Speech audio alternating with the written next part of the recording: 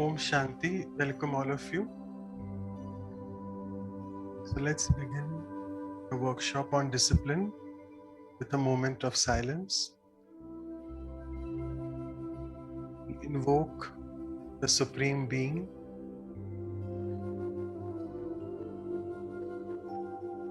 who is the, I must say, ocean of discipline. And let's say to the self,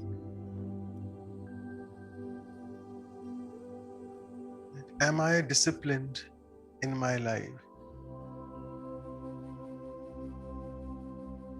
And let me today explore a new dimension of discipline, looking at the depths of spiritual disciplines.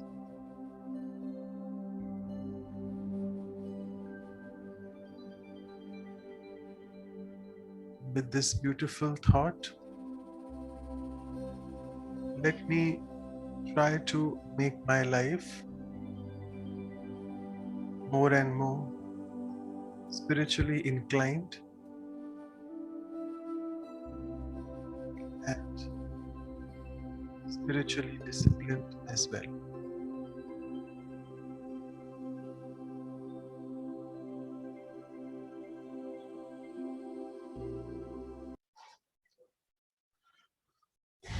So, welcome all of you. I'm sure you all are getting accustomed to the new timings. The Indian audience, good evening to you all. The Canadian and the American audience, good morning to all of you. It's the first time you all are doing the workshop and it's morning for you. And let's move on to our journey on discipline. It's fortunate that it's 31st July and our very old administrative head way back 30-40 years ago was Didi Man Mohini. We all celebrate her month. So we are still continuing that discipline on the last day of the month. Let me just go ahead and share the other things. Yeah. So we have done these, I mean, you all are all a part of these workshops as well. So I don't need to tell you all these in detail. We have started doing these since December, since we started doing the Values for Life series in conjunction with these workshops. And the last we covered was cheerfulness and responsibility. It was with Sister Maureen. I don't know. Anu sister, just look at this. This poll is coming in between. I don't know for what reason it's coming. No worries. Okay. So as always, our icebreaker videos, we have a very special guest with us. I'm sure you know who's the special guest. It's always there.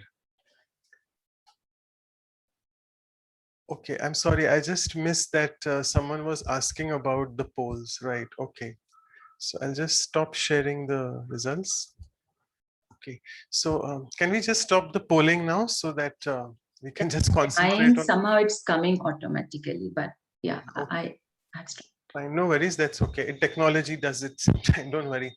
Okay, so the special guest is the Supreme Being. We have already invoked him, our Godfather, whom we very lovingly call Bap Dada. I'm not explaining you why we call that because it is out of context for this audience. And just to give you a brief overview of what this drill is about, it is how to practice discipline in your life and particularly the spiritual lifestyle if you are wanting to do. Because at one point in this Avyakt versions, which we call the spiritual versions, it is mentioned that you have to be a carefree emperor, but not in being carefree in the disciplines, in the maryadas, what we call in Hindi. So we would just like to listen to those elevated spiritual versions. I'll just quickly share the screen and so you all can see it.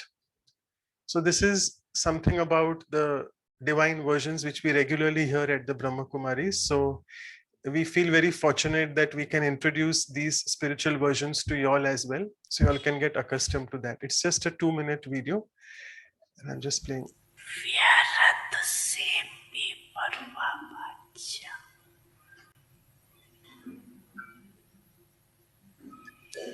समरथ में बेपरवाह नहीं होना, व्यर्थ से बेपरवाह।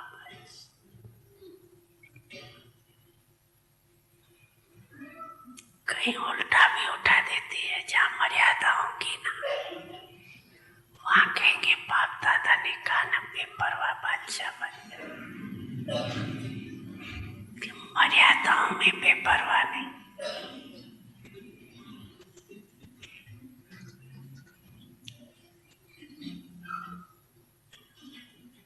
Title ही क्या है आपका?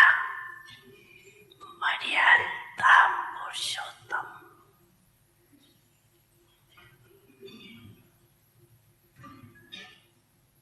मर्यादा के कदम के बिना ये मर्यादा एक कदम है ब्राह्मण जीवन के। अगर कदम पर कदम नहीं रखा तो मंजिल कैसे मिलेगी? ब्रह्मा बाप के कदम पर कदम है। तो ये मर्यादा ही कदम है। अगर इस कदम में थोड़ा भी नीचे ऊपर होते हो तो मंजिल से दूर हो जाते हो।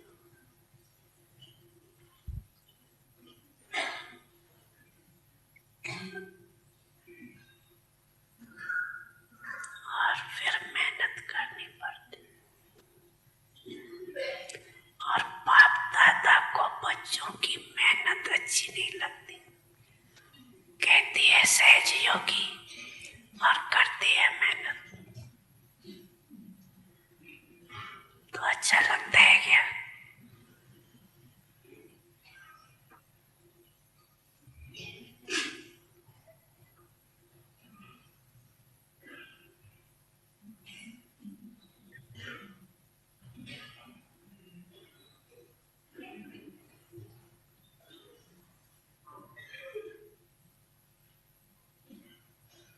ठीक है सभी।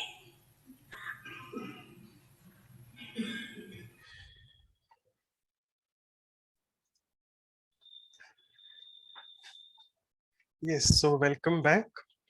So this icebreaker, what we call the video drill, was all about how to practice discipline in your life. And as I was saying, that let us explore this new spiritual dimension, though the exercises will be not about spiritual disciplines.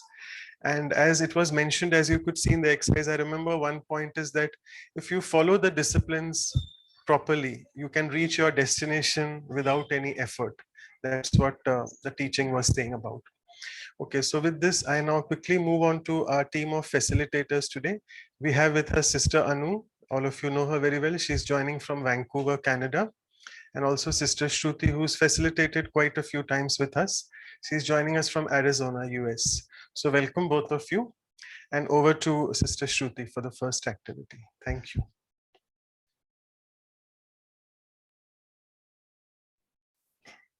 So good morning, good evening, everyone. So after that wonderful drill, let's start to make this a little more real with our life experiences.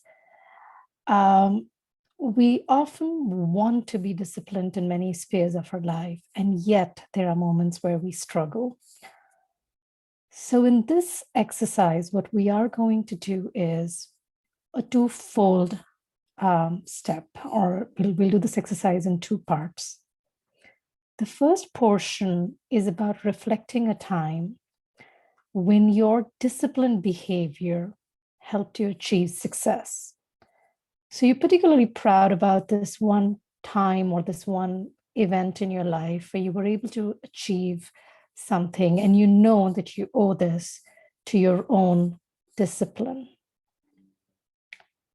The second portion of this reflective exercise is about thinking about why and what are some of the reasons why you cannot be this disciplined every single time. Why is it that that same principles don't apply in other areas where you would like to continue to stay disciplined? I'd like to share one of my personal examples as I was getting ready for this exercise and I was reflecting in my life to help you get started. So one of the places where I am very proud of, when I think about achieving success, is when I was in high school, or even throughout my academic success, when I was going through college and others, I could always wake up early and get my work done, whether it was studying, when I was writing my thesis about writing early in the morning. I could always wake up at 5 and get my work done, or get up at 4, ever since I've been in this spiritual journey, and do what I'm supposed to do. But when it comes to exercises, when it comes to a regular workout schedule, there is always something that prevents me from having that regular discipline and getting myself to the gym or to a yoga class, or even doing that at home. And as I reflect, sometimes, so there is a physical and a psychological element to it. Physical, am I getting too tired? I have young children, I have a full-time work. Do I get too tired to get myself then, after all of that, to actually take out the car and then get myself into the gym? Is there a physical component to it? Can I do something about it? Or is there a psychological component to it? I think I'm still within my healthy BMI. None of my vitals are really flagging out. So I'm like, I still have some time. I'm within a healthy range. I can put this off. I'm watchful with my diet. Is it that lack of motivation? So having said that, I encourage you to think about things in your life, places where you have exercised discipline, so you know how to use a disciplined behavior. And there are places where somehow that same behavior does not translate, and why. So we'll take about 3 minutes to reflect, and I'll play some light music for you. But in true to every Vihasa workshop that we've attended or we've conducted, and for those of you attending for the first time, 3 minutes for you to just sit, think, write, and then we will share collectively. So I'll be silent and I'll play some music to help you on this journey. And 3 minutes, everyone. Sister Shrutri, is it okay to make it a full screen? Yes, yes. Let me just, yes, Yeah, I can do thanks. that.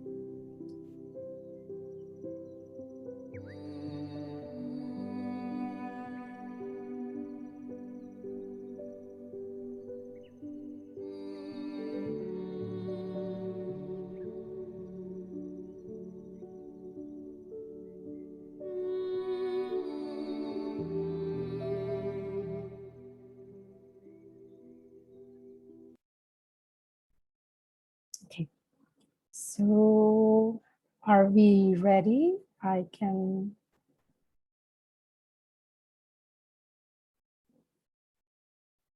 love to hear from all of you at this point. Your reflections, you can put it in the chat or unmute yourself, raise your hand, whatever works.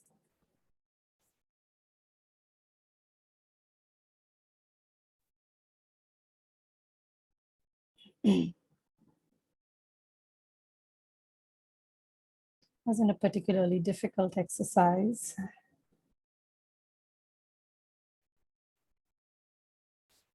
Would anyone like to get us started?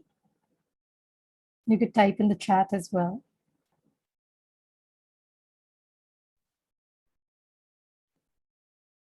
Oh, I see Dr. Kannade.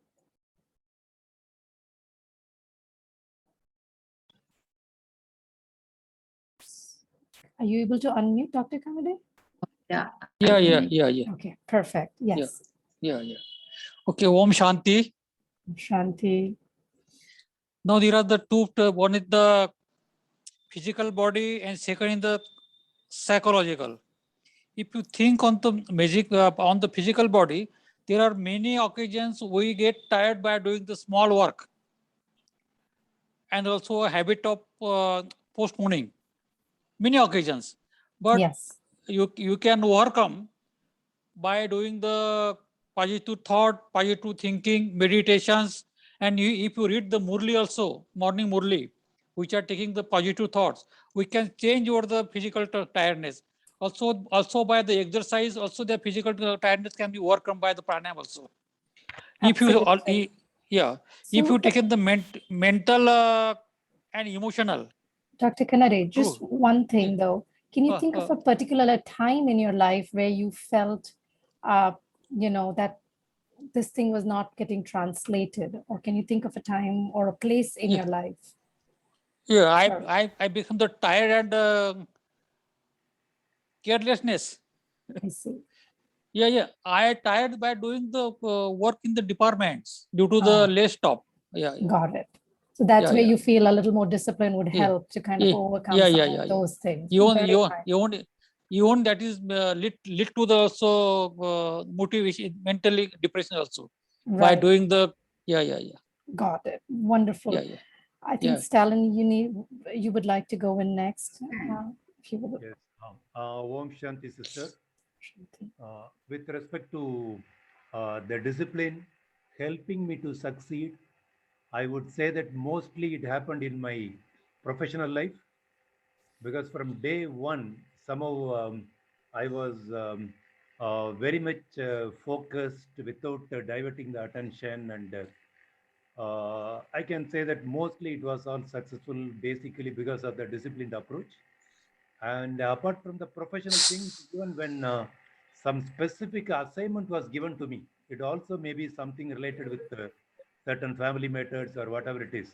When people hand over something, Stalin, you only can do that, you have to do it. All my focus is there, totally disciplined approach. It's always a success. Very And nice. why I am not able to do on certain things, now to reflect back, wherever I have been thinking again and again, thinking the same thing, what will happen, what if it goes wrong, a kind of, let's say, fear of failure, Yeah. fear of failure, thinking the same thing again and again without making progress, at times laziness. These are the things I think lack of discipline, which is not helping me to succeed on wherever I have not focused. Thank you, sister. That's really important, right? And that's a really good point. It's also about discipline, and it all comes down to discipline in the mind. So really, thank you for sharing that. So I think we have one more person. I think Sister Prema, would you like to share? I think you're unmuted. Prema.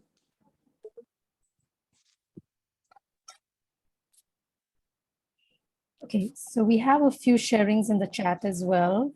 Ashima, she is mentioning laziness and losing hope in what I'm doing and leaving it unfinished. Mamta is sharing most of the time, it's not taking it seriously and motivation behind.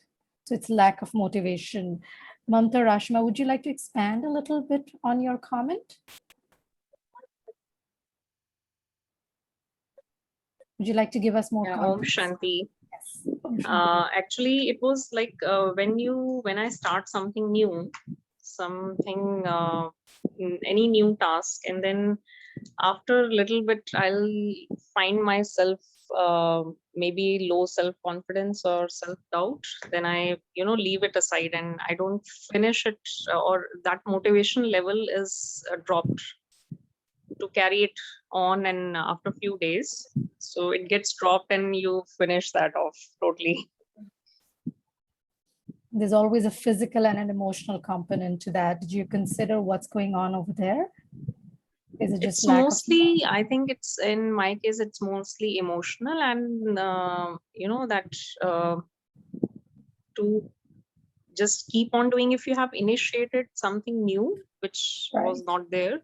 So having that confidence in the self that yes, you will succeed, and you are trying something new, so that inner support, that back support is not there, so I leave it. No, If I don't pay attention, then I actually leave the task. right, and that's really candid and honest. Thank you for sharing. Mamta, would you like to share? You can give us more context behind your comment. Sister Prema is also unmuted. If maybe Oh, yes. you can Or go ahead, Sister- Sister Prema. I think she's having some trouble with her audio, perhaps. She was speaking. You were speaking, I think. Okay, fine. Mamta, Sister Mamta, would you like to share? Or we have another comment also from Kavita or from Kushi, saying that it's always in the boring mode. And we'll get to you, Vijay, in just a minute. We have 3 comments here.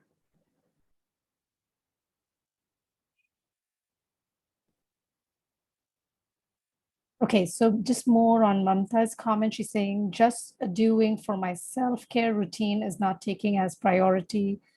So it's not taking as much priority as my own health. So I think she's referring to health goals or health context again. And Kushi's talking about being in the boring mode. Jagdish Bhai is also saying the same thing. I feel bored doing the same thing every day. Oh, Manoj Bhai, that's candid. Psychological weakness for craving for sweet stuff. I think we all go through that. Kavita is also talking about lack of motivation. Yeah, that seems to be something that we all think about a lot. And Mamta also has another point talking about not taking it seriously enough. So again, sorry, I heard another voice.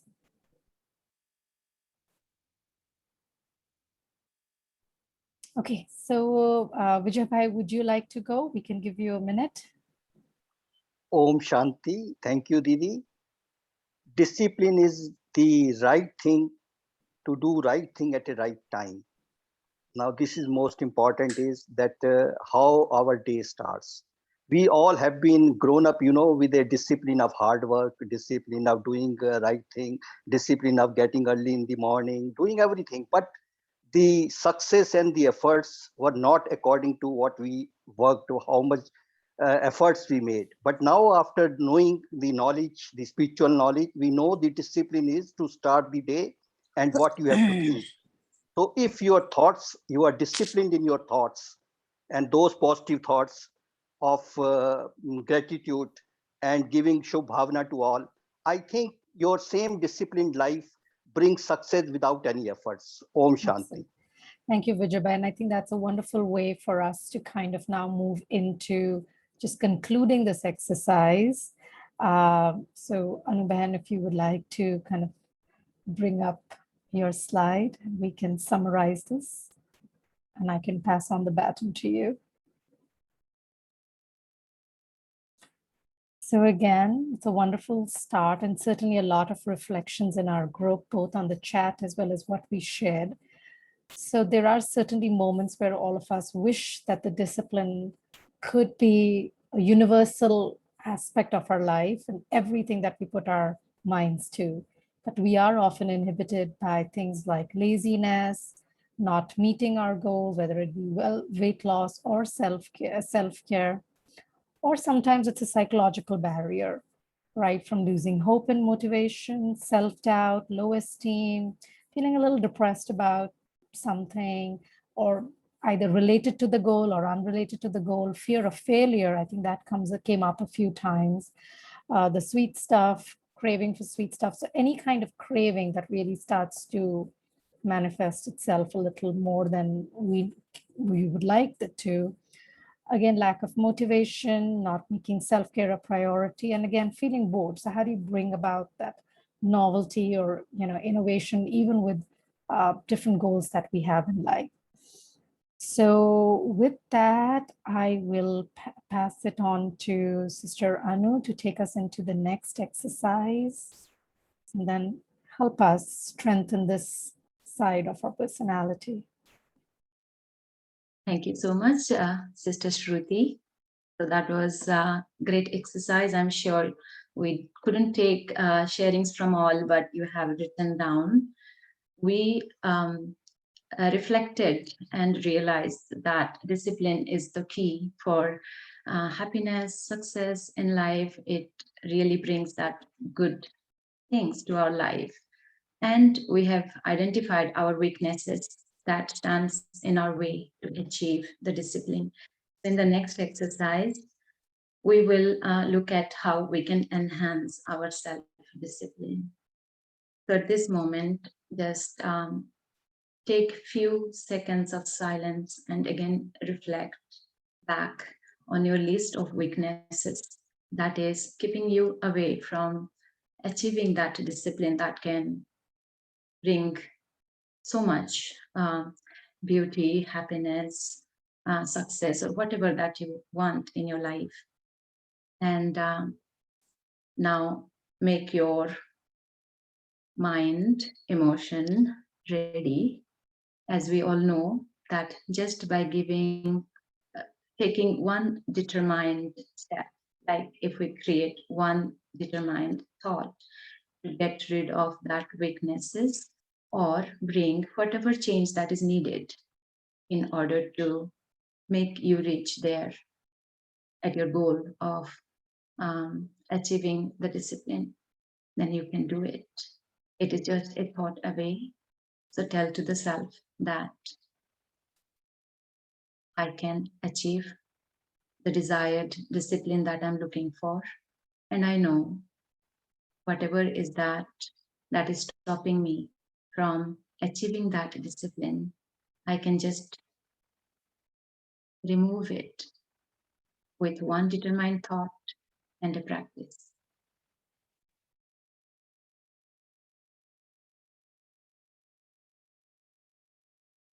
So with that, I'm sure you have all filled up with determination in your thoughts. Let's reflect on this question and write down what are the various means or methods that you can write down, take with you today that can help you to improve your self-discipline in life. That could be the lifestyle changes, whatever lifestyle change you want to bring. For example, you are missing that morning, fresh, very encouraging, inspiring time that you don't wake up in the morning. You want to bring that discipline to your life, that you want to wake up in the morning, or cut off from your technology phone use and finish your day early. Or maybe the exercises that you are missing that you plan and never do, or have your meals on time. We all know what is that. We don't commit to. We plan but we don't do. So what lifestyle change you want to bring, or what habits you want to inculcate, bring in to your life, or what are the habits, weaknesses that you have recognized that you want to get rid of. So we'll give 2 minutes for this. So let's write down what are the weaknesses or what changes we want to bring to our life to enhance the self-discipline in our life. Okay, we'll get 2 minutes for that.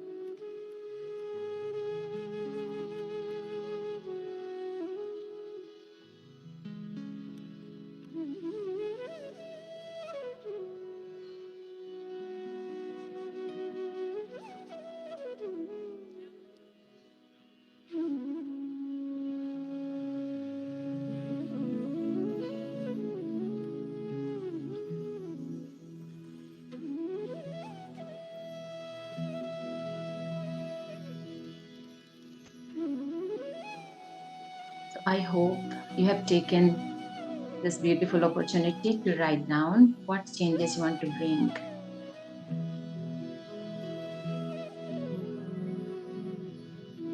To enhance your self-discipline. Hope you have all written down. So let's take some sharings from all of you, because as we share, we inspire each other too. Something that I may not have thought about, I may see from others. So now, as you all will share, Sister Shruti will note it down, and all these sharings will be sent to you by email after the session. So we encourage everybody to share. Who is ready? Can I say something, Sister Anu? Sure, Satlin, brother, go ahead. Stalin, sorry. I have a few points. One is determination to achieve. Then self-appreciation. Whenever I do something, in spite of my laziness or postponing things, a kind of pat on my back. Apart from that, a kind of self-talk. I can do it. If I cannot do it, who else can do it? If they can do it, I can do it better. This kind of motivating self-talk by myself. Then away from fear of failure, because after all, failure is part of life for anybody. We cannot be always succeeding and we cannot get all pleasant things in life to our liking always. So fear of failure is part of life. So even if I fail, it's okay, but let me try. That kind of thing. And away from guilt, what I mean is away from guilt is I have not done in the past. So why should the past be continuing? Now I'll achieve. Maybe earlier I have not done that. From now on, let me do it. So these are all some of the things which came to my mind. Thank you, sister. Om Shanti. Self-talk, self-motivating talks, and putting the past behind and telling to the self that I'll succeed this time. Keep moving ahead. Thank you so much. Anyone else? Please, you can raise your hands or you can put in the chat box too, but we would love to hear from you. We can take only few sharings. Anyone ready? Would like to share from their list of motivating thoughts or changes? Anyone? Srijani wants to share. Srijani, you can go ahead. Yes, Srijani, please go ahead.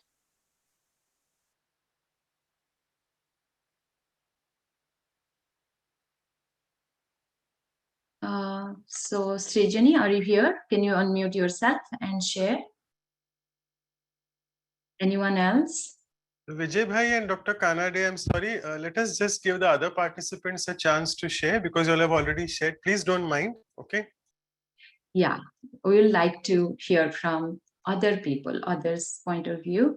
So anyone who is inspired to share, unmute yourself and speak. You can also put in the chat box, but it will be nice if you can share.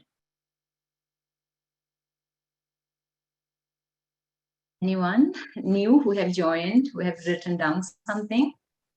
Okay, if not, maybe Ikvinder, would you like to share? Yes, I can share. Om Shanti, sister. I would say like years ago, I decided that I do not want to gossip. And I was disciplined with some group of people, whereas with others, I would just give in and end up dividing it into like smaller tasks.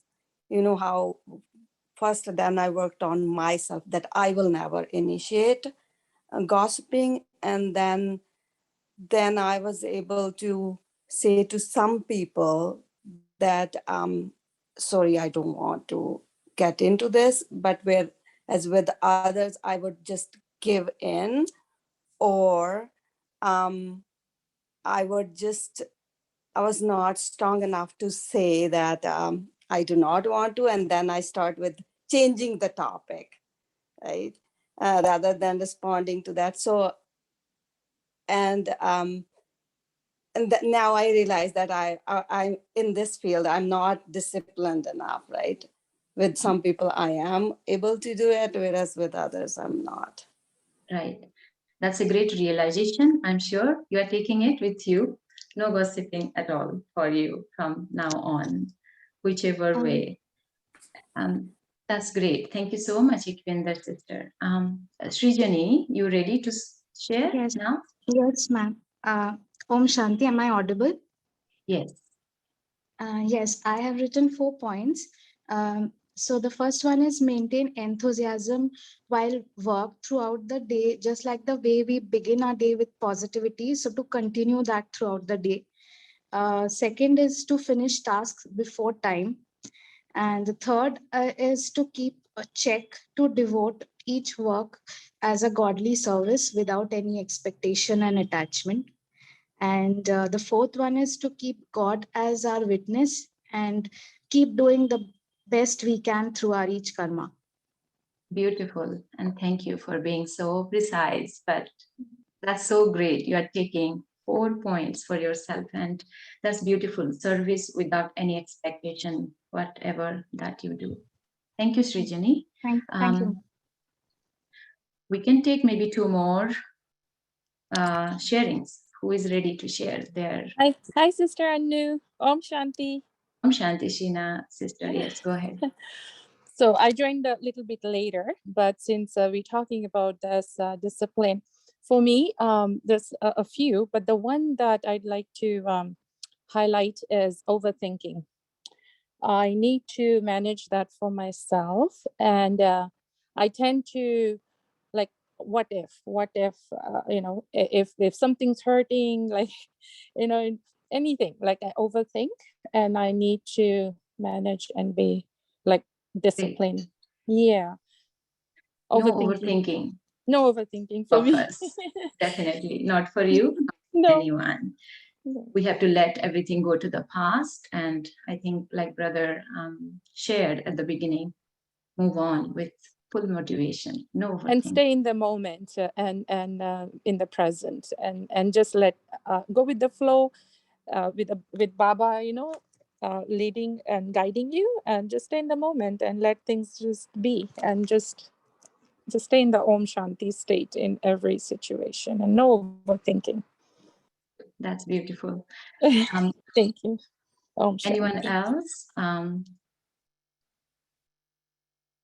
Anyone else? Just one more sharing we can take as I read from the chat box. So BK Jagdish says, I will remind myself every day, am I doing it? What my end goal is? I'll allot time in my schedule for it. So reminding the self. Deepak Bhai says, avoid overthinking. And sister said, over planning, no overthinking, no over planning, like the engineer, and leave it to universe, the God, to make the best out of my plan. That's beautiful. Om Shanti. Am I audible? You are. So sister, if you can quickly share, we are running out of time. Yeah, thank you. Actually, when I had joined this, before that, I had one complaint with some relative. So I usually I never complain, but once I felt bad, I complained her, and it became a very big issue.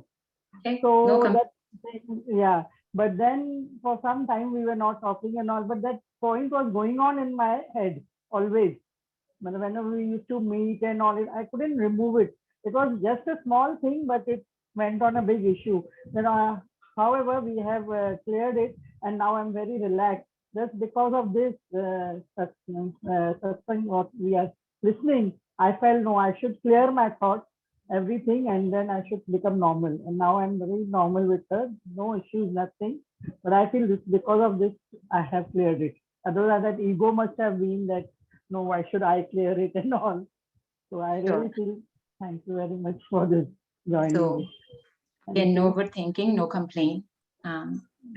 So I'm sure everybody have written down, so take it with you, and the big change you will bring that with the quality of discipline. We'll just wrap up.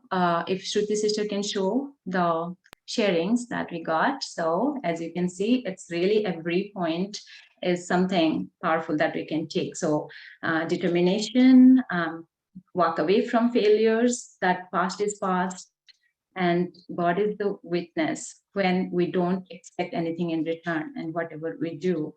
Remind yourself of your goal every day, dividing the goal into smaller tasks. Avoid overthinking, overplaying, overplanning, or complaining. Stay in the moment, go with the flow, clear your thoughts. So that's so beautiful. So thank you very much. Now let's move on with our session, and I will hand it over to Dr. Manoj Brother. Thank you. Thank you so much, both of you, sisters. Okay, just a minute. I think there's some problem. People are not able to chat with each other. Okay, there's some problem in the system today. Things are not as they are supposed to be. Now you're fine. So before I go ahead, if I can request, I can see many new participants.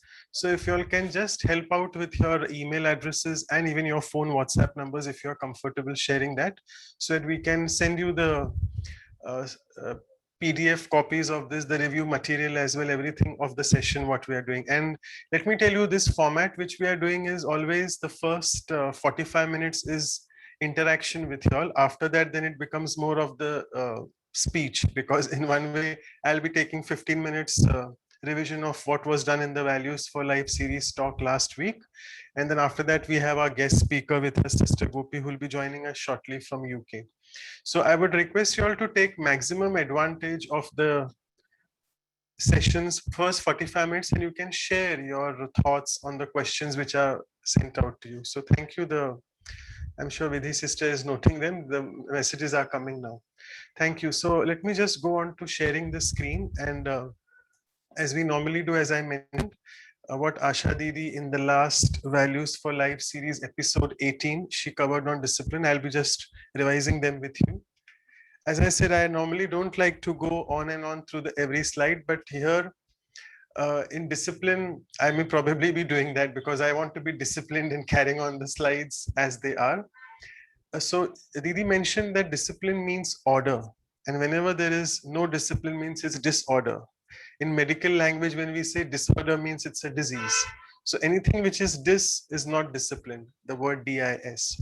And all of us know, even Sister Shruti gave an example, right from the school life, we are taught that you have to be disciplined, whether it is waking up on time, reaching the school on time, etc., etc. So many things.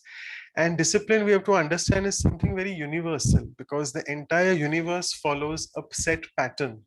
Same as our body follows a set pattern. We have something called the biological clock inside, like that is governed by the main gland, which we call the hypothalamus gland. And just for your information, very close to the hypothalamus gland is the conscient energy which drives it, which we call the soul. So the soul's innate quality, all these virtues are the innate qualities of the soul. So the soul, or the energy which we are, is always wanting to follow that natural rhythm, the natural biological rhythm, what we call, or the biological clock.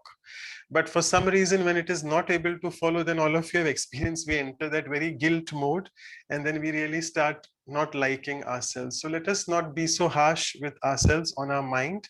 It's okay, we have committed something, some indisciplines, but let's just go back, sit in silence. It's just one thought away, and start doing it. Then Didi quoted here examples of two very important souls, Brahma Baba and Didi Manmohini. Brahma Baba was the founder father of Brahma Kumaris, for people who don't know about him. And Didi Manmohini, as I already mentioned, she was we used to call her the controller of the organization. Not in a very negative way, I mean to say control, but she was the administrative head for the organization from 1965 to 1983, almost 18 years. And she was a very disciplined personality. She was right at always at the tick of the clock. She used to set her schedule. And Didi beautifully mentioned that her experience, Asha Didi mentioned, that it's ultimately discipline that prevails, because we, all of us, know that success in life comes only through discipline. What are the effects of indiscipline? All of us are very well aware. Again, coming to that, discipline is basically, it is a natural law, like the sun sets at a particular time, the sun rises at a, so everything in the nature also is disciplined. Didi gave an example of how a person broke the queue, at the ticket counter, and he just rushed onto the counter and said, "My mother is ill." But then actually he was trying to cheat. He just got the ticket, and then after that he was just laughing around with his friends. So we need to make sure that sometimes our kindness can be taken for granted. So we don't need to be so foolish as well. Then she mentioned about driving, which all of us know that particularly in India, I must say, this doesn't apply to West at all. And we have people from US and Canada joining today. In India, we know that driving is people just skip the traffic lights. I was guilty once. I remember this. I was in a bit of rush to reach to the ICU to see a hospital. And the orange had just finished and the red had just begun. And I was on the accelerator full. And then I got a ticket for that. Now in India also we get ticket systems. So I read the SMS after half an hour, and then I had to pay some amount. So it is good to pay that amount, pay the penalty and get rid of that rather than not paying the penalty and create a big karmic account. Then again, Didi gave examples of Brahma Baba's disciplined nature, and again Dadi Gulzar here as well, she mentioned. Then in the mythology stories of Ramayana, we are very well aware of these examples, that how breaking a discipline can cost you, I must say, even your life. But if you break a discipline, it can be a disaster for you. We all of us know how Sita, Lakshman had, as you can see in the photograph also, Lakshman drew that line and said that please don't cross this line.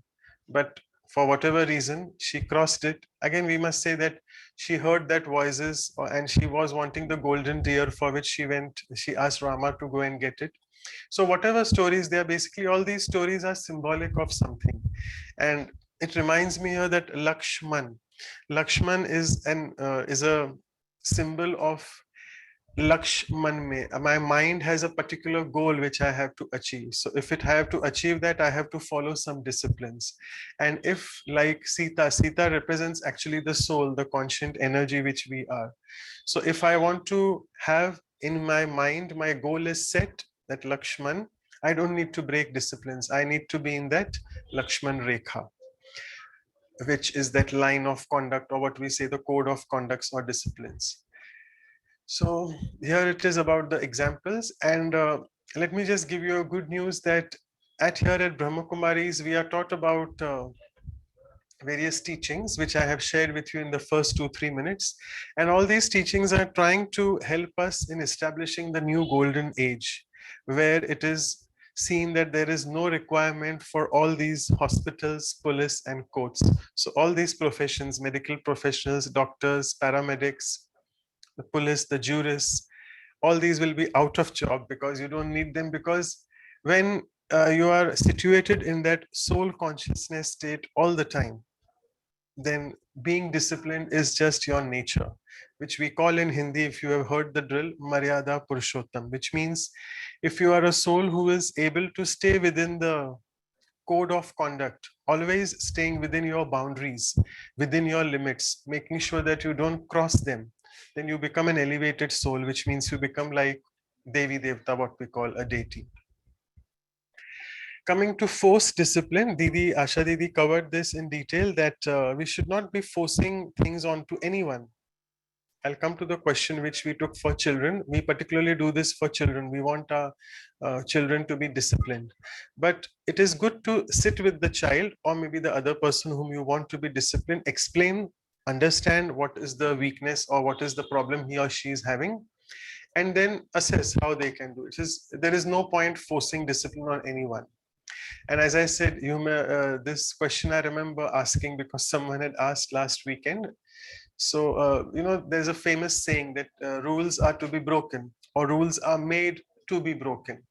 But, it's actually the saying, the meaning is not the literal meaning. If you break the rule, you better, as we saw in the last slide, you better be ready for the consequences. So we, all of us, are aware the school time when we didn't want to attend a lecture, just go ahead and see a movie or be in the canteen, and it's a boring lecture, for example, then we have proxy attendance. So we've all done that in the college life as well. But we need to make sure that whatever rule we break, some way or the other, it will come back to us because it is a strong karmic account. And very important to realize that to follow a discipline, we need to have immense mental strength. And I must say, a lot of willpower. That's what we were actually trying to discuss in the exercise, that how do you enhance self-discipline? So it's one of a very important psychological step. Lack of willpower leads to indiscipline, and the opposite leads to discipline. And why are we, we have started these values workshops and the Values for Life series talks, which we are there. This is because the main prime focus is just to realize that we all have these virtues inside us. And when we listen to the talk, or when we in the workshop mode, try to churn on these points, try to reflect on, maybe do a little bit of self-reflection and meditation as well. It helps us in inculcating that value back in our routine. And the Supreme Being, I'm looking at the third point specifically here, the Supreme Being, what we call even God, Ishwar, Allah, whatever you want to say, he's observing a strict discipline, and he's wanting to establish a new disciplined world. So in some way or the other, there were quite a few questions coming about COVID, that COVID has suddenly come in our life, the pandemic has struck us, and that is in one way related to some lack of discipline which we have done over so many years to the mother nature, and now we have to repent for it, right? I'm sure you know what I'm speaking about. It's about environmental pollution at various levels. So we have broken that law, we've broken that discipline. And as I am again and again saying, that Asha Didi mentioned, if you break the law, you have to really foresee the consequences, what happens. And here at Brahma Kumaris, I just want to let you know that all of us are taught here this beautiful experience of meditation, and we realize ourselves as this pure being of light, connect ourselves with the Supreme Being, and all the virtues and powers start flowing within us. It's important, I won't spend a lot of time on this slide. It's important to realize that it is, we decide our destiny, the choices what we make in life. And then if I have some indiscipline, I have to be ready again for that consequence. So I have to decide, because when we are surrounded by people who are not disciplined or who are corrupt in any way, we say, "Ha, mere change hone se kya hoga? Why should I be disciplined?" No. If, for example, I have to make myself better, I have to follow a discipline. I have to be truthful. I have to not do corruption, because being corrupt also is breaking the rules. It is being indisciplined. So it is my choice which I have to make. And it reminds me here about Sister Shivani's example.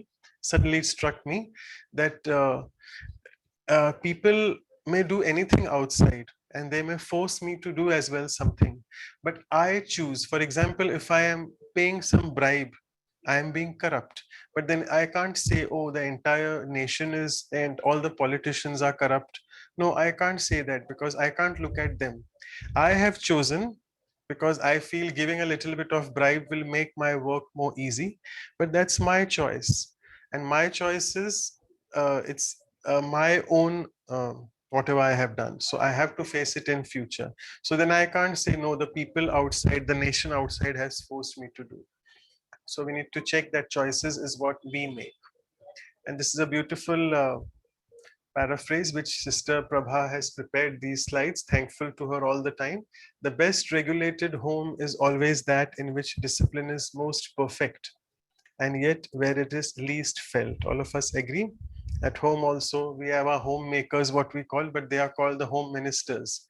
Sometimes we feel the mothers, what work they do, but they are really so disciplined. And if in Hindi mein kehte hain, agar ghar pe grahani nahi hai, mataji nahi hai, to everything becomes indisciplined. So it is least felt. I really feel that sometimes the mothers are not given any credit at home, because they make our lives so beautiful.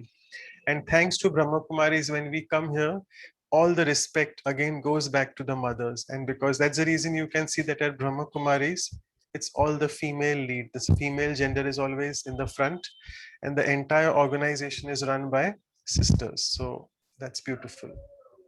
And I'll just quickly take this one question. Someone had asked that, should we, particularly when we discipline our kids, should we behave like army people? And also the question was, should we hit them? So Asha Didi said, no, please, no hitting at all, because you're hitting the self-esteem of that young mind. If you want to get something constructive from the kids, then again sit with them, explain them, and then they'll be able to really work out on that if you want to do. The best approach is a dialogue with them, because sometimes we feel ye to chota bacha hai, he's a small kid, what can he understand? No, I mean, kids also do understand if you sit with them and give them a reason why they want to follow certain rules. Right, so with this, we finish this, and we are awaiting Sister Gopi's arrival, and she is there. So let me, all of you are aware of Sister Gopi very well. She is actually doesn't need introduction, but of late I have started doing introductions of sisters and brothers in the form of a poem. So I'll just introduce again Sister Gopi in this way. So hope that's okay, sister. So a few lines about her. Actually, she's been with Brahma Kumari since many, many years, 35, 40 years, or even more than that. And all of us know her as a face of the IYF, the International Youth Forum. So Sister Gopi strikes this beautiful balance of West and East, and she gives this beautiful knowledge to us as a feast. So balance of West and East, knowledge to us as a feast. And by inculcating that in our life, that's what we can do the least, right? Otherwise, it's like baking a bread without yeast. So we go on further. Since this talk is all about discipline today, so a few lines about discipline, and also Sister Gopi, both in that same 6 lines further. So today, on having discipline in our life, she'll give us this beautiful insight so that our every action is filled with full of might, insight and might. That helps us to battle our weaknesses with a victorious fight and help carrying on our daily tasks with love and light. So then we can fight Maya being light. And finally, our life will then become perfectly all right when we start disciplining the self, wearing the seat belt tight. So once we wear the seat belt tight, in the sense we are fully disciplined, then it will be everything all right with us. So I'll just stop sharing, and immensely thankful to Sister Gopi. She's now in UK, extremely busy with many programs, but she never says no. I have seen that. So thank you so much, Sister Gopi, for joining us and giving us your precious 1 hour. Over to you. Thank you. Thank you, Manoj Bhai. I think you have another budding career as a poet.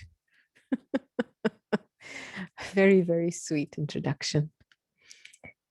And namaste, good afternoon or good evening, I think, to everybody.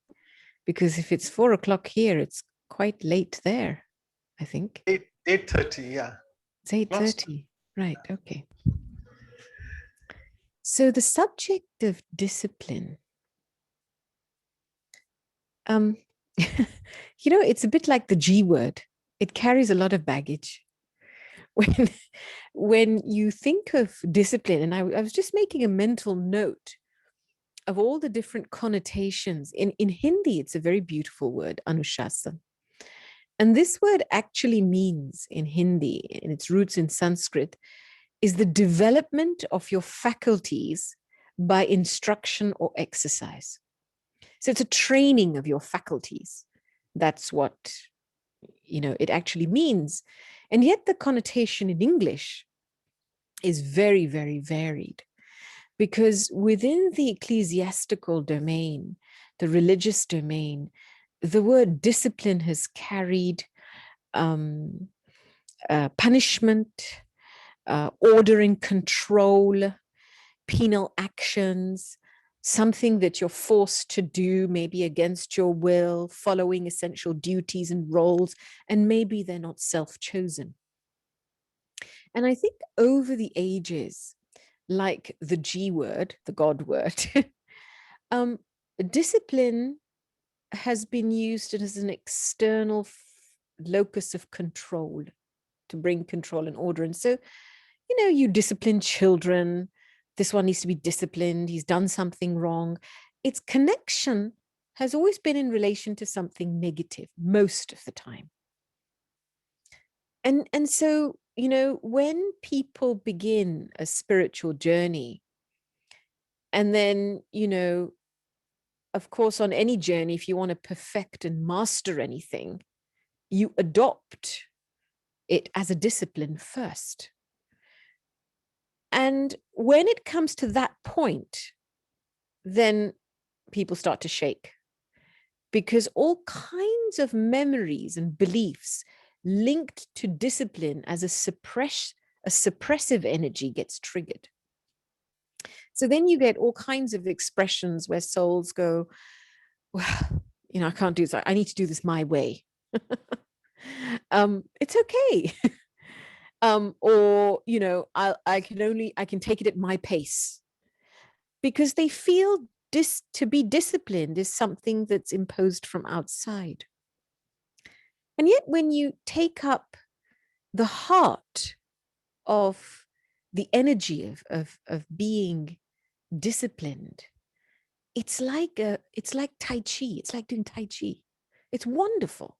Imagine when you do Tai Chi, you're exercising the highest grace of self-control.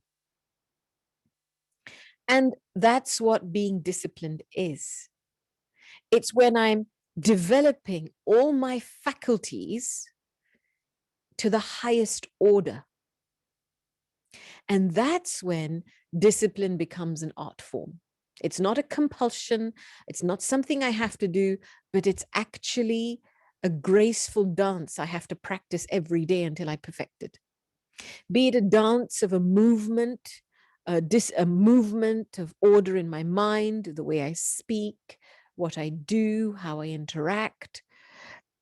Everything is instructed and exercised. So I'm not speaking or thinking, if you like, in hurry, worry, curry, random, you know, which is what happens. Oh, I didn't mean to say that, and the words just came out of my mouth. Oh, I didn't mean that, but it just happened.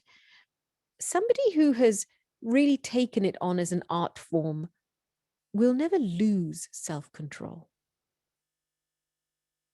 So discipline is the path that we take on our spiritual journey to develop two particular powers. One is controlling power, and the other is ruling power.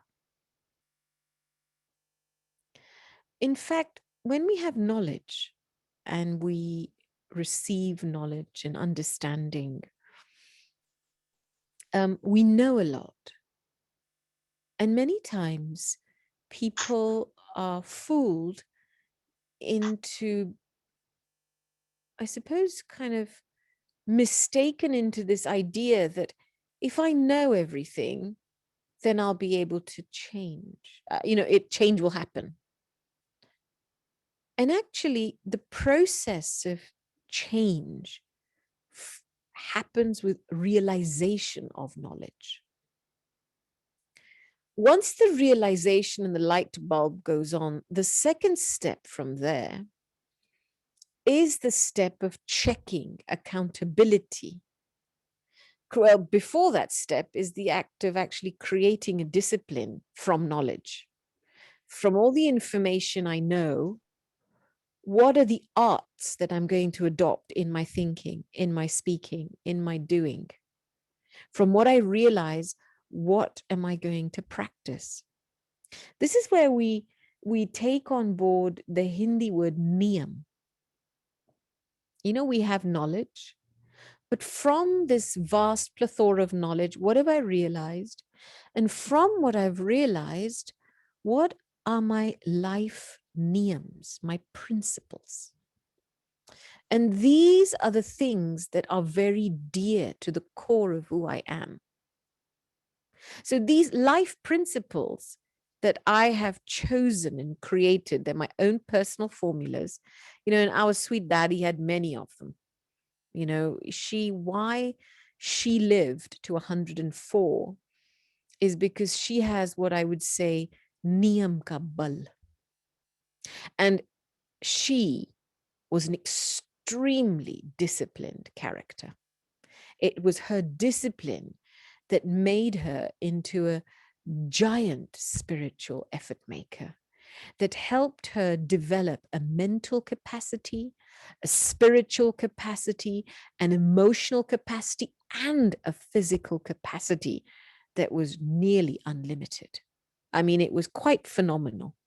Her accomplishments at a physical level, her mental stability, her state of stability and cleanliness in her feelings, and her spiritual prowess. And all of that was cultivated because she had niyams that she followed. And she stayed true to those niyams in her life. And the basis of her remaining disciplined was that she was clear about the niyams she had in her life. So what niyams do is they create some form of, I'll call it restraint. Restraint from your old nature, restraint from your old patterns, your characters, your way of being. And to a certain extent, it can feel uncomfortable in the beginning. You know, it's a little bit like when we start to ride a bike. We're not used to using certain muscles in a particular way. So when you start to ride a bike, all those muscles get activated and your bums ache for 2 or 3 days. But what does that mean? Just because your legs hurt and your bum ache and your calf muscles hurt, it doesn't mean you're going to stop learning how to ride a bike. You're going to keep going until you get it. And then the pain stops as your muscles get used to it. So it's the same way when we actually start to implement our niyams in our life. We uphold our niyams and it creates a certain restraint of mind, a restraint of speech, a restraint in action. Because the transformation process has both in it. It is a creative process, but it's also a restraining process. And that restraining that happens in the initial stages does create resistance in our whole system. And so at that stage in our system, it's like, oh, forget it, I can't do this. This is too much for me. Yeah. So, but actually, those are make or break moments. And those are the times when we just have to keep going. If I've set this as a life principle, let me master it. So, you know, when I look back and I think of my time with Dadi, you know, one of her biggest niyams was Kam Kharch Bala Nashin. And it was incredible how she applied it at very different levels. You know, we would be having meetings. So she would be meeting people. Incredibly generous hearted. You know, she would speak to the person. Then towards the end of the meeting, she'd say to them, how many people are there in your family?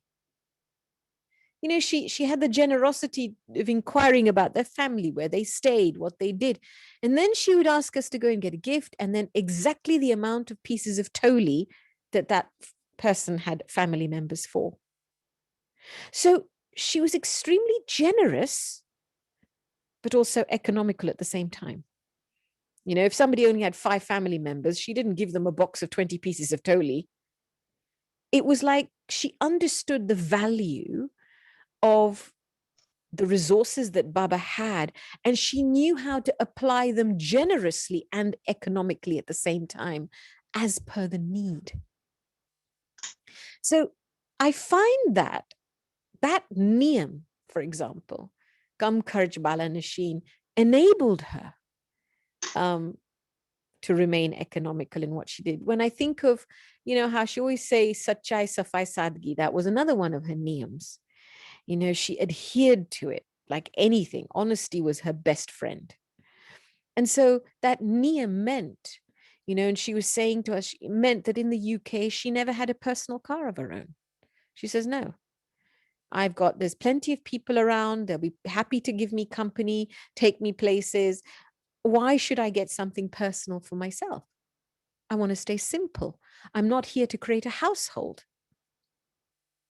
So her simplicity meant that she could serve in a very unlimited way, but she stayed true to that niyam. And, you know, she would tell us in my funeral, I don't want a penny to be expended on my funeral. 6,000 rupees was the expense of her funeral.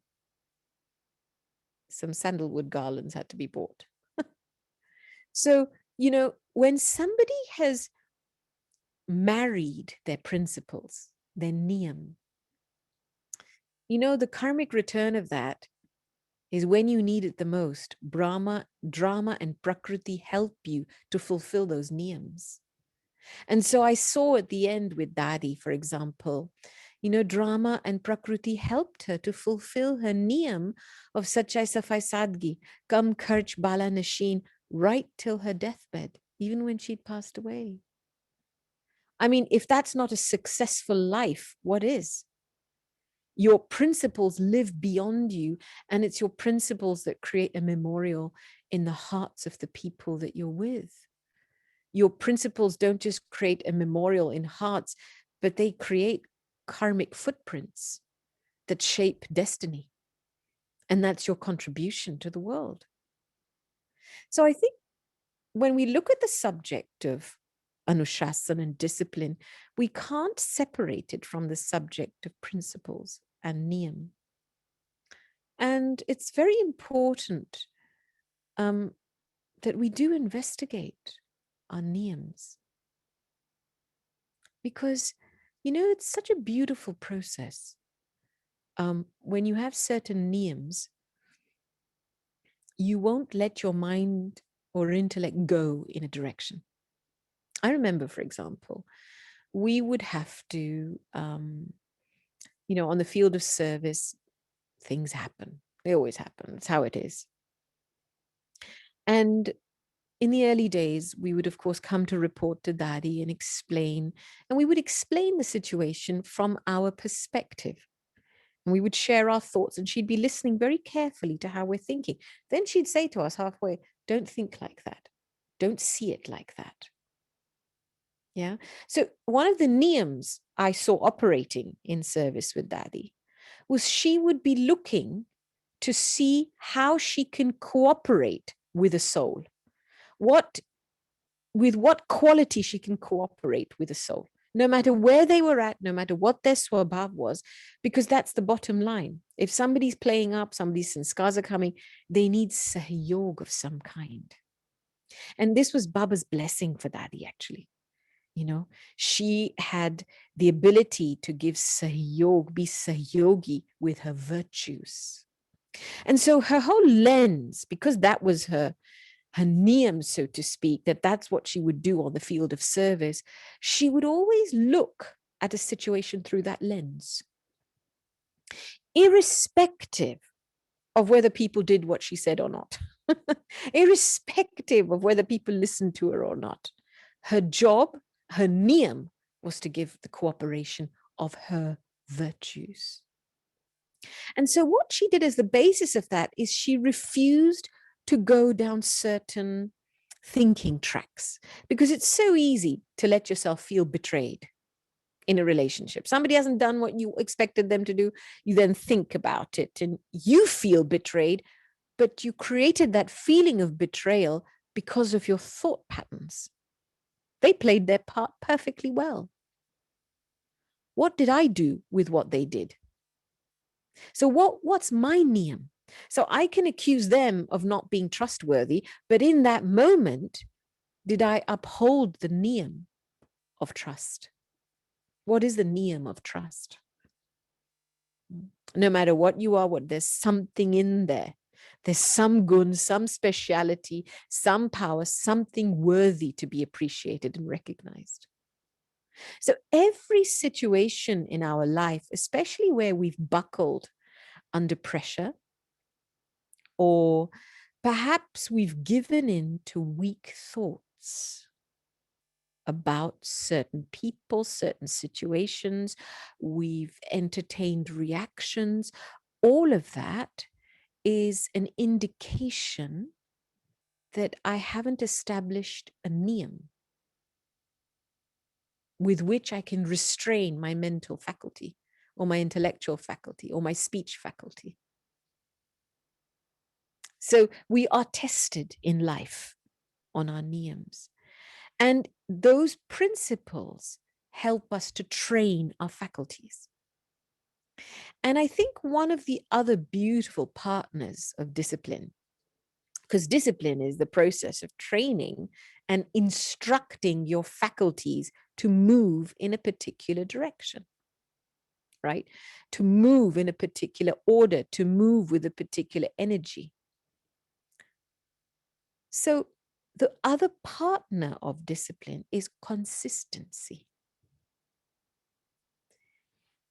Training is training because it's a long-term thing. It's not a one-off act. Consistency is the best friend of discipline, because consistency eventually leads us to mastery. It doesn't matter what you do, just be consistent in it. If you have a niyam, for example, that one of my life niyams, and I enjoy this, is I love this idea of, and it's something that I was inspired by when Daddy had shared about Mama many, many years ago. And she had asked Mama, how have you become the way you've become? And Mama said, it's because I know how to make my mind move peacefully. And I enjoy myself very much when I make my mind move in peace. And I loved that idea, that throughout the day, that's a niyam I'm going to take up for myself, that no matter what happens, I'm going to make my mind, I'm going to run it peacefully, because that's really important for me. So what does that mean in practice as a discipline? It means when the traffic control comes on, for example, I am going to, in that moment, apply that niyam in practice and bring my mind to a place of peace, love my mind peacefully in that moment, make it bodiless. So if I do that 5 times a day, every day, for 1 week, for 1 year, it's those moments and drops of consistency that actually tighten the reins of a master and tighten the rails of self-control. It doesn't happen as like a end result, like, for example, oh yeah, we'll see at the end, I'll be able to make the effort at the end. No, it doesn't work like that. Muscles require training over a period of time to adjust to a certain pattern. Neurons take time to adjust, to fire in a certain way. So it's a consistency we create until our consistent acts actually add up so much that they topple our consciousness into that reality of our principle. So we are no longer having to be disciplined in following the principle. We start living the principle. And that, for me, is just the point of enlightenment, of grace, where life starts to take on an effortless energy. Things start to synchronicity. You don't labor anymore in that process.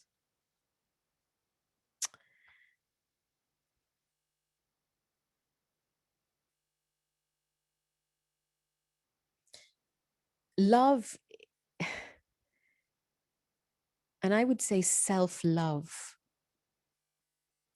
is the fuel of staying consistent in your discipline, whatever your discipline is, spiritual, mental, physical. Self-love is very, very important. And this is where, in all my years of meditation, I see how God's power can help to melt a part of myself that's angry, a part of myself that's perhaps disappointed, a part of myself that's perhaps hopeless or disheartened. Because we all carry an old skin. We may have ideals and hopes, and we may be living a life up to our ideals, but we all have baggage. And how we reconcile with that baggage and how we gracefully work with it is what keeps love and compassion alive. Now, I remember many, many years ago, I was sitting in the meditation room with Baba. And the first 20 minutes, 25 minutes were beautiful, very, very deep peace.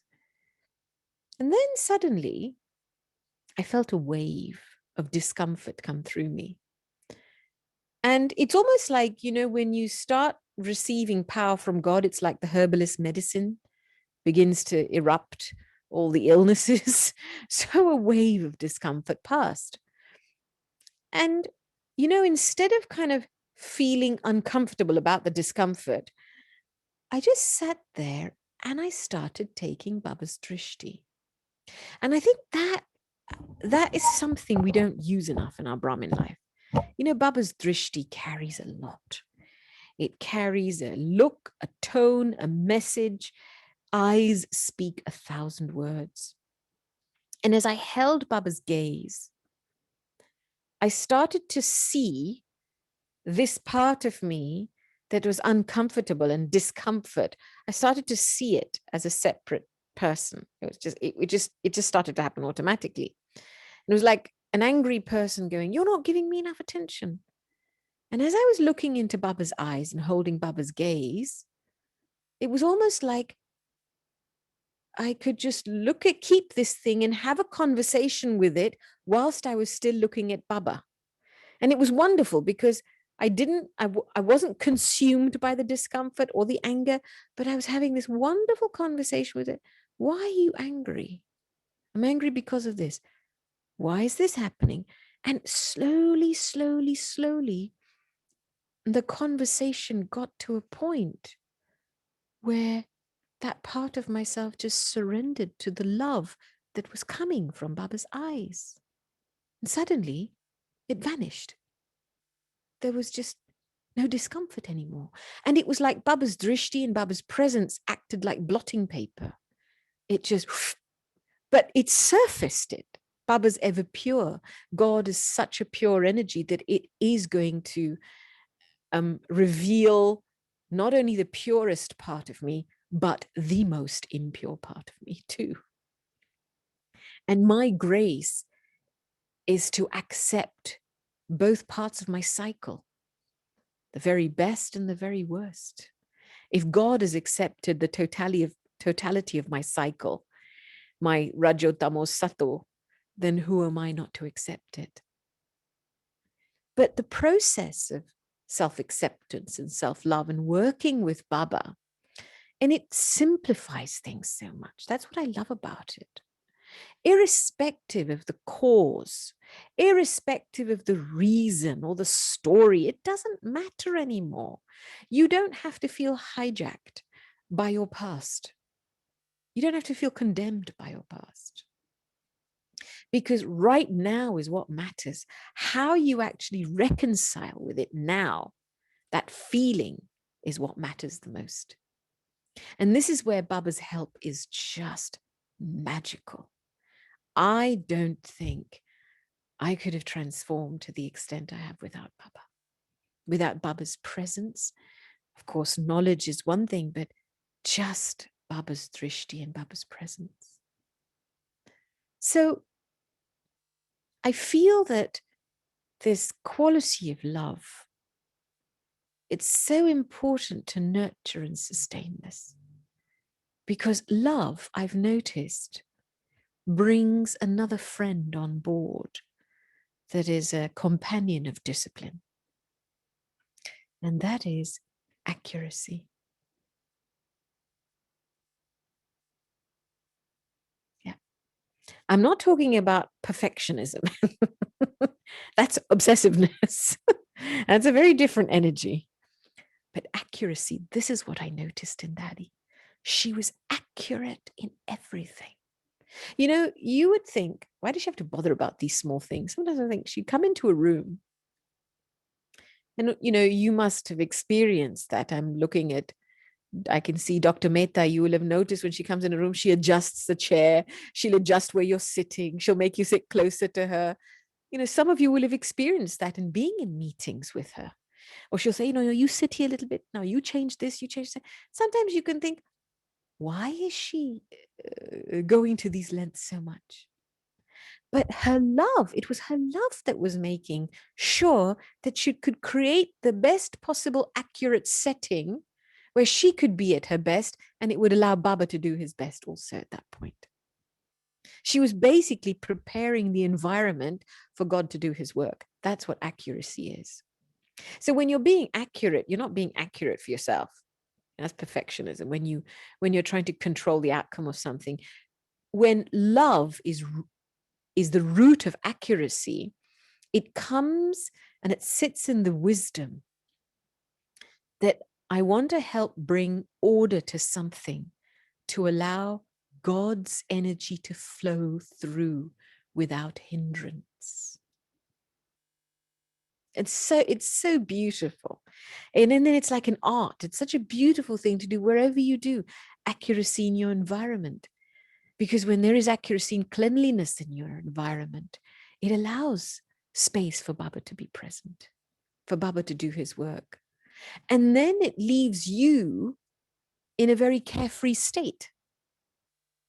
When you're not accurate,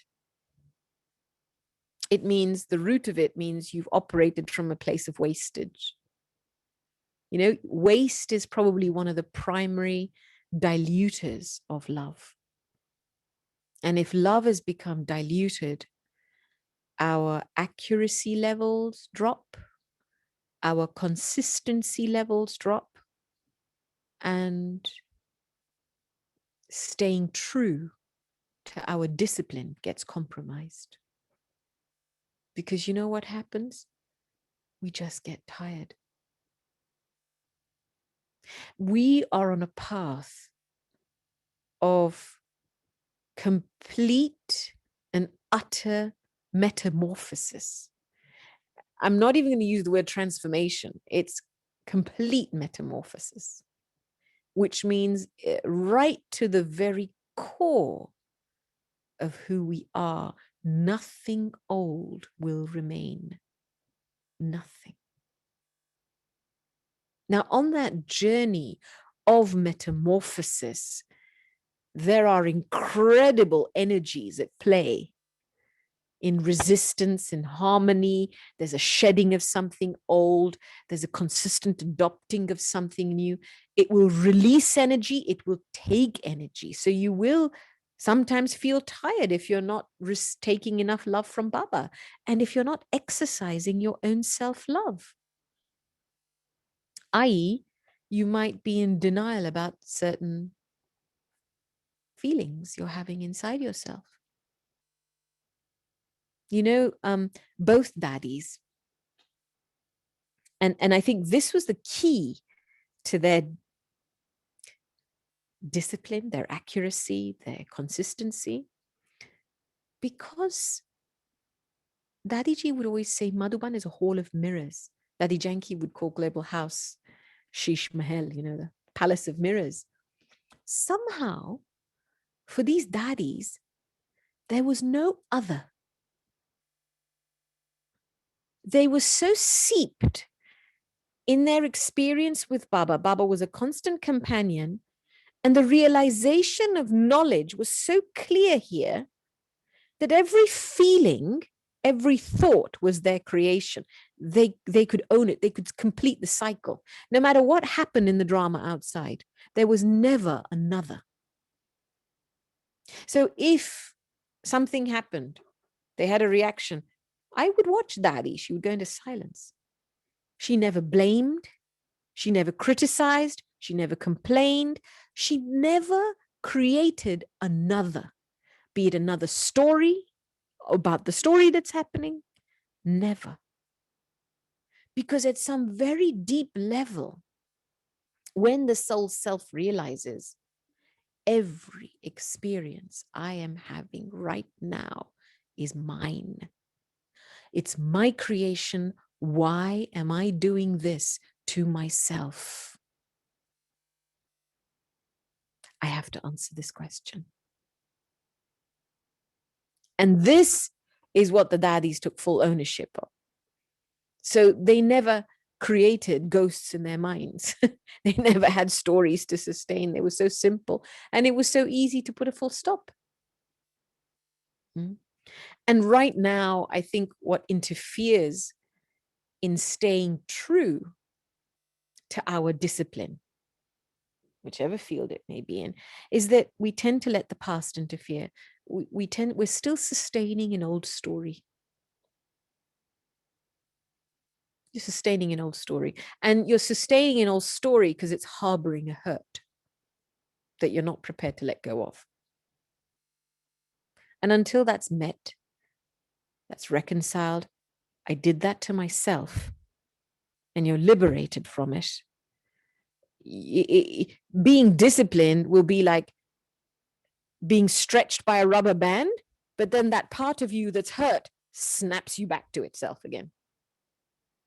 So it's hard to move forward because you feel like you're like a rubber band. You're kind of stretching forward, and then suddenly the part of you that's not reconciled, whoop, it snapped back again. So I feel that this area of being true to oneself is very important in sustaining any discipline. And when I say being true to oneself, I'd like to invite you to think about how you relate to everything in your life. I'm not talking about relationships, other people, or things. How am I relating to God? How am I relating to myself? How am I relating to my mind? How am I relating to my body? How am I relating to the objects I have in my environment? How am I relating to people in my life? All of that, I have to be true in how I relate to everything in my life. For me, that's the ultimate act of discipline. Of enabling discipline to bring me to the highest order, is to flush out all the avenues of how I relate to everything in my life, so I can be true in every area of my life. Because, we think we can hide certain parts of our lives. Like, you can go and meet somebody for the first time, they don't know what's happening at home. But actually, your vibration can never hide, because everything you carry is always translated as a vibration. How you relate to everything in your life is imprinted in you as a vibration. And so what you eventually carry in yourself, if the way in which you relate to everything in your life is mixed, so say in some parts of your life, the way you relate to people is one way, one person, the way you relate to another person, another way, the way you relate to your body is different, your chit will start to feel split. And you carry around with you almost like a split personality, because of the different ways you relate to everything. And this was Daddy's integrity. I found that quite amazing. Whether it was somebody who wanted to see her just for one small thing for 1 minute, I would see her give full attention to that soul for 1 minute. For 1 minute, that soul was her world. And it was incredible what Baba would do through her in that 1 minute. I've seen several times somebody's coming along wanting to push Daddy onto a program, and someone's waiting to meet her. And so the assistant is going, no, you go later. Daddy will go, stop. I want to meet him. Come here. She took the signals in the order they came. She didn't leapfrog signals like we do now. Because, drama is incredible. Drama has a game plan, and every signal and every moment that comes to you, whatever expression comes, it has a particular order. And so if I honor that order and I relate to it, and being true in that moment with what comes in front of me, then I have nothing whatsoever. I will never carry a burden of anything in my life. And that's why Daddy could move in such an unlimited way, because she cleared her path, because she was true in every moment with whatever drama presented in front of her. So for me, you know, watching her like that was like watching a master at work. I mean, that for me is an ultimate discipline, the attentiveness to each moment. And that came from her niyam that she'd made drama her best friend. You know, she absolutely had full respect. She was completely faithful, not just to God, but to drama and the benefit that drama brought, to such an extent that she never questioned why something happened. It was incredible, absolutely incredible, and a real privilege and honor to have watched a disciplined master like that at work in such small, small ways. You know, her attentiveness when she would be eating her pills and her medicine. It was never medicine she was eating. You could feel she was putting nectar in her mouth if she was drinking it, or she was eating it. Just the love with which she applied herself to everything she did. Which is why every moment she would say to us, I know how to live life and I know how to die. So she had no fear of death because she applied herself to each moment of life.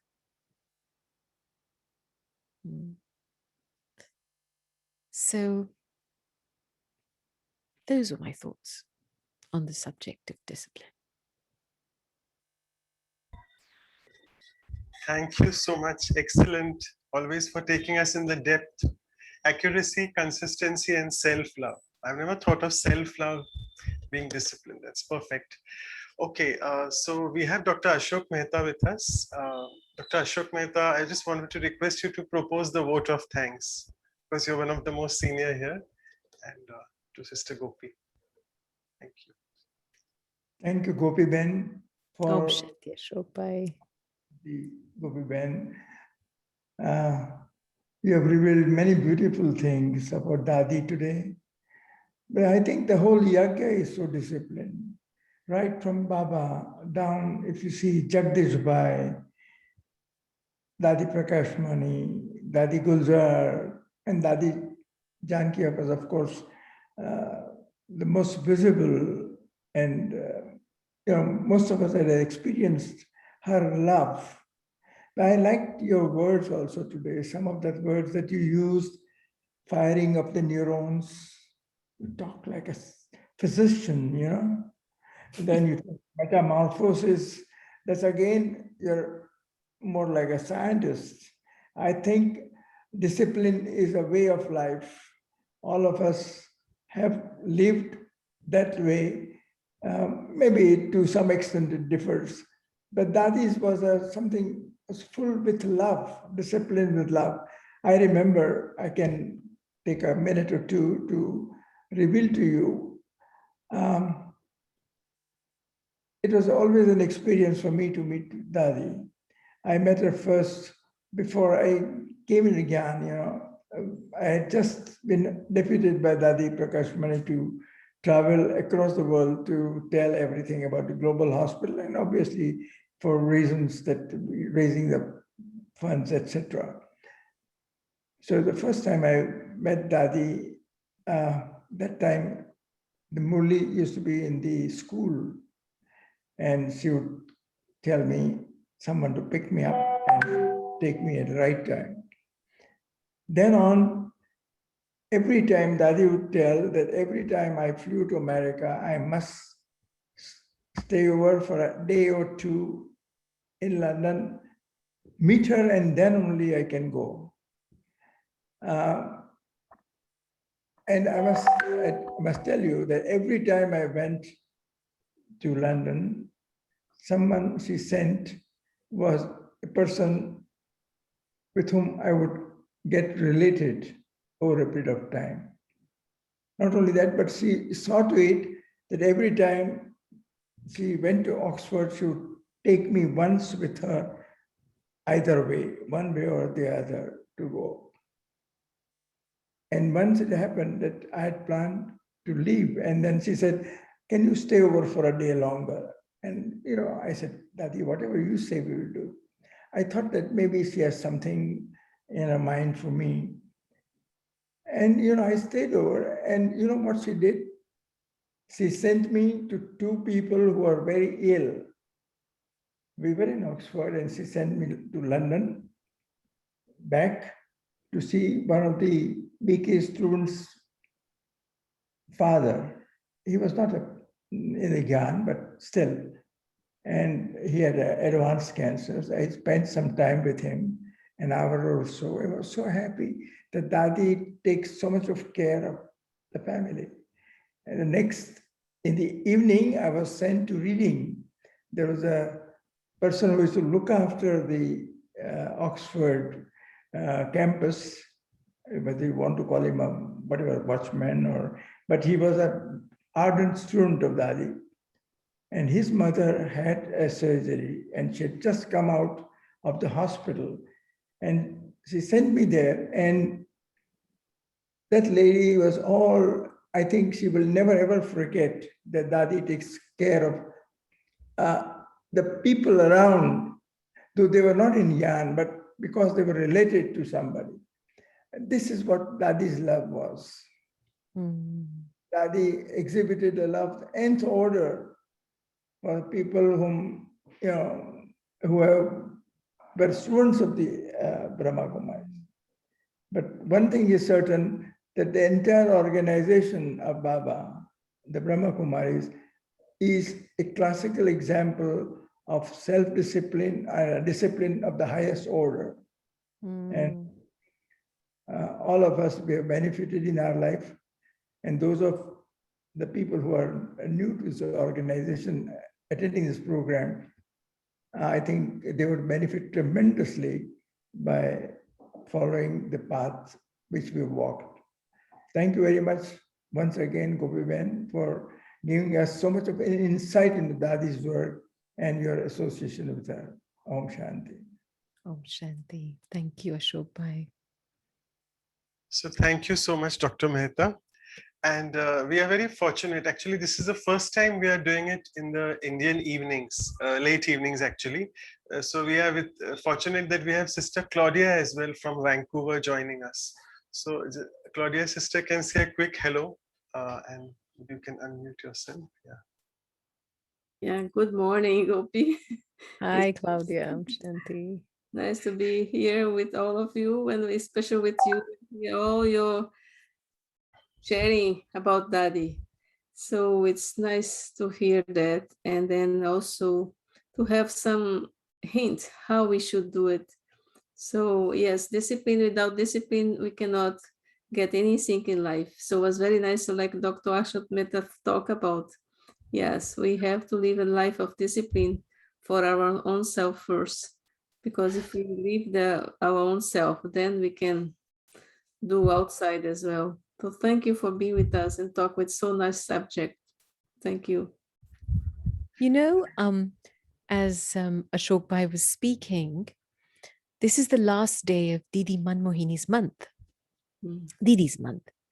And I remember in 1982, I think it was either December, October, December, I don't remember the month, but Didi was meeting a group of double foreigners. And in that group, the subject was love, increasing the capacity to give and receive love. Because really, that's one of our challenges as human beings on this journey. You know, we've seen the examples of how incredibly loving the Dadis were. So somebody asked Didi the question quite innocently, Didi, how do I make others love me more? And then at the same time, how do I increase my love for others more? And Didi's reply was so simple, but so profound. She said, love God more. And so if we can make that a discipline in our life, a discipline of loving God more, I think in that we enhance all our faculties. We heighten our faculties to become sensitive to the real needs of souls.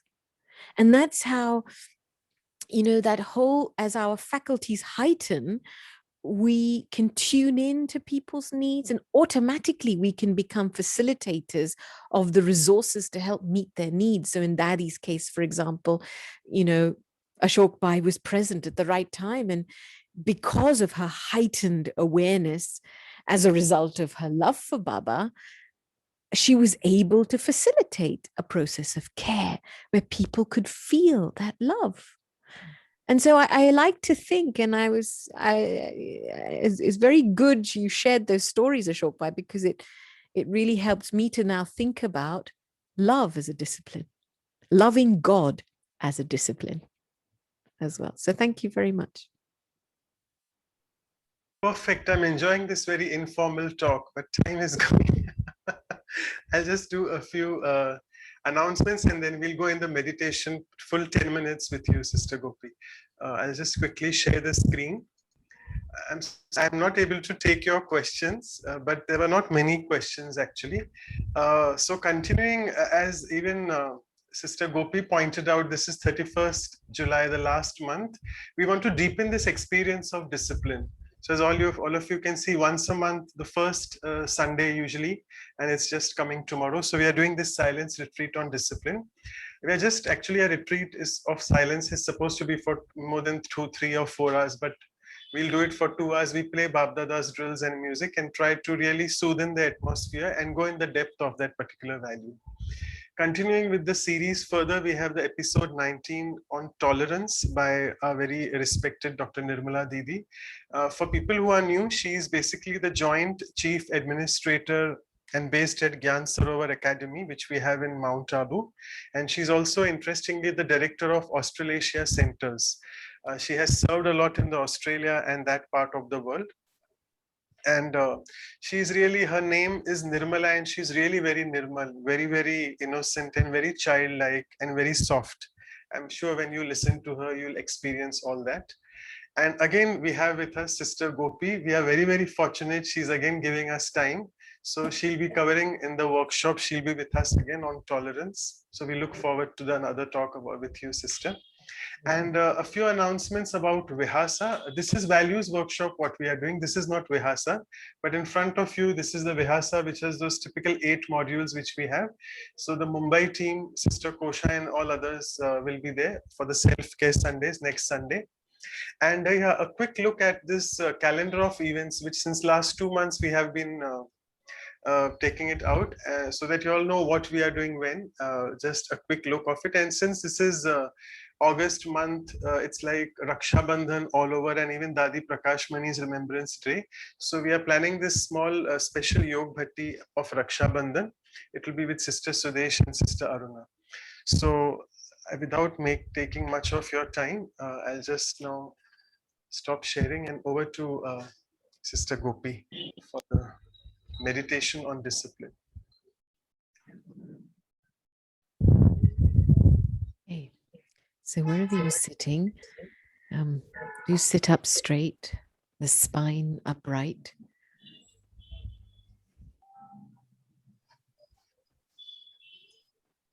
And let's guide ourselves to God. So let's start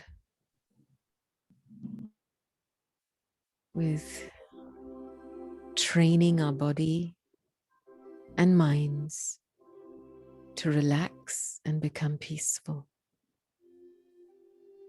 So first of all, start with your breathing.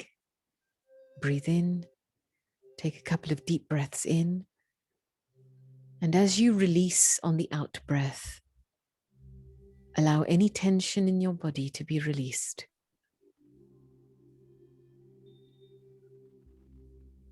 Breathe in through your nose and slowly out through your mouth.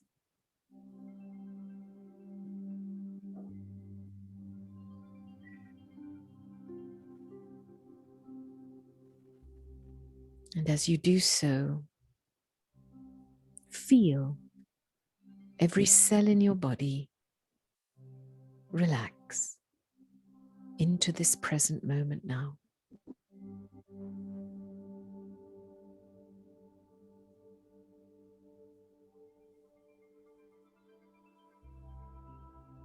And then let your mind unfurl, a bit like an open hand, allowing thoughts to pass through, but not holding on to any of them.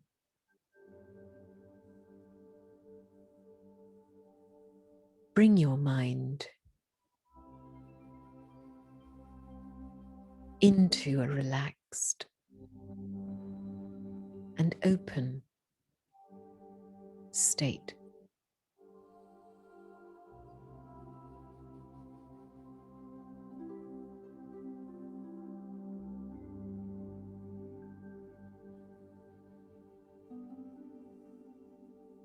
And as mind and body ease up,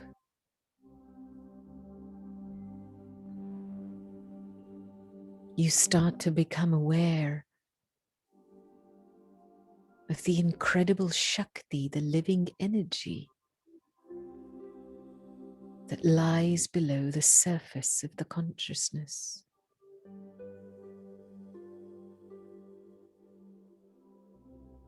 That Chaitanya Shakti, the soul.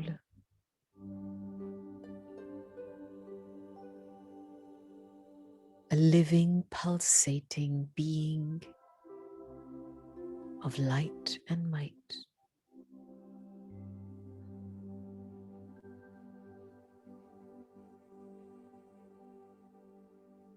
And in this relaxed state, you let yourself drop into this awareness of yourself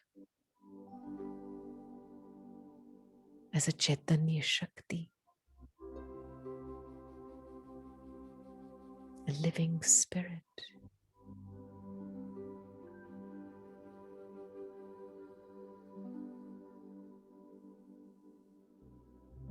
Beyond all the labels, the roles, the surface noise, you drop below the waves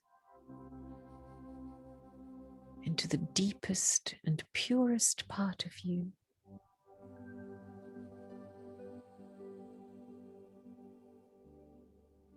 A living being of light.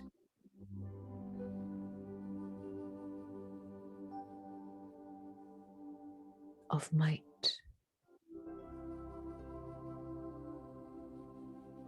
Of bliss. Of joy. And of deep, deep silence.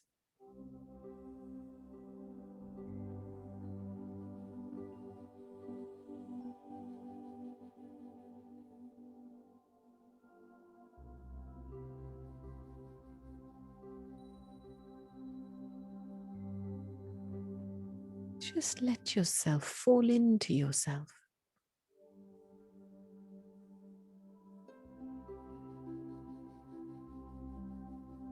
The physical eyes may be looking outwards,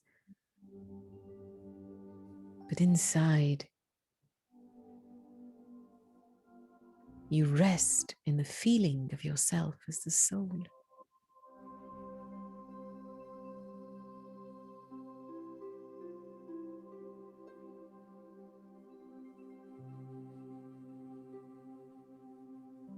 And you train your mental faculty to stay there by creating the thought,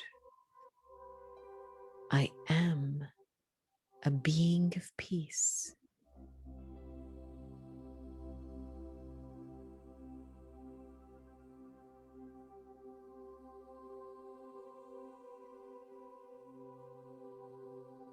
मैं एक शांत चित्त आत्मा हूँ.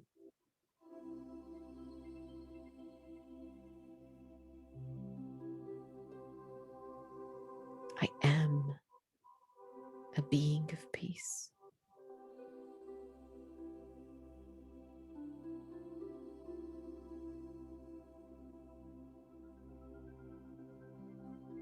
And in that space of silence,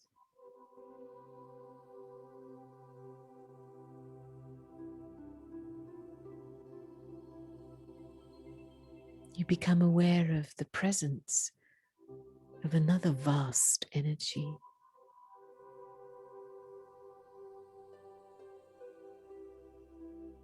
The parent of the soul.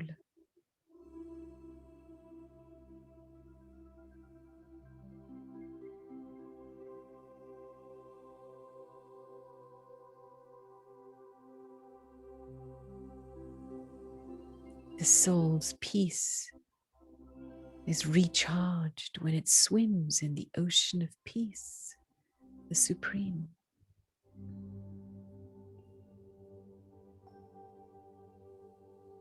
The soul's light is recharged when it connects with the Supreme Soul, the Supreme Light.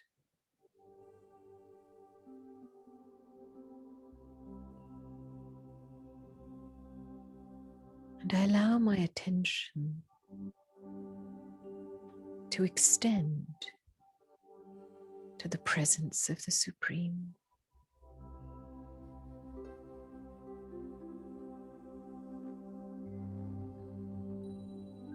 And I allow the love to flow between us.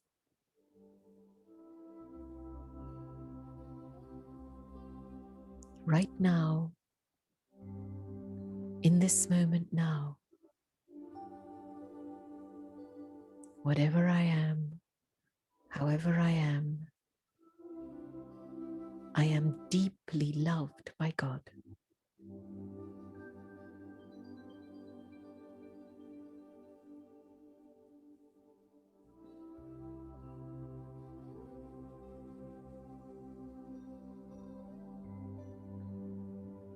I love God,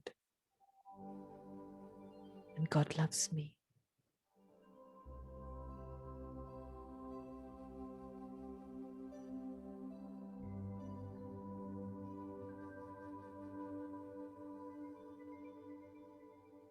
And I slowly start to feel my heart opening.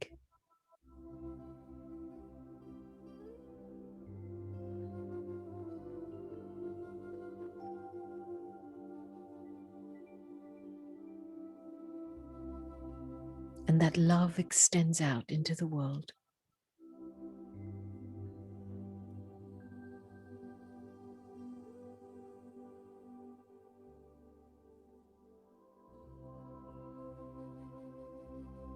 And I rest in this state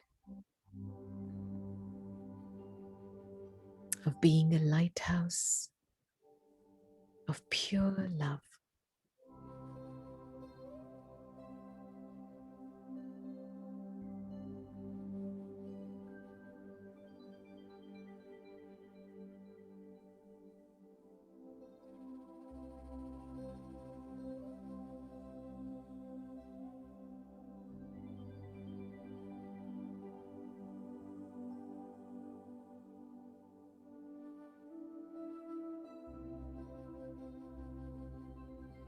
Om Shanti, Shanti, Shanti.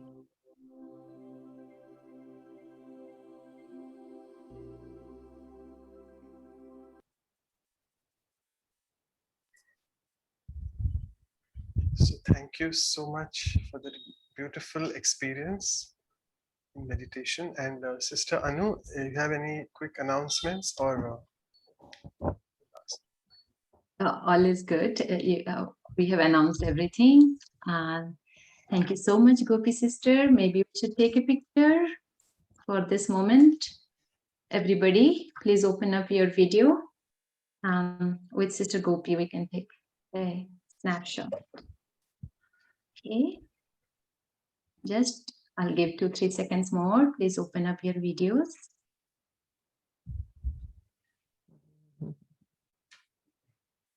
Okay, ready? 1, 2, and 3. I got the picture, and it was really very, very empowering. Thank you so much, Gopi. Thank you. And loving God, and God loves me. We'll all take home with us. Om Shanti. Good night.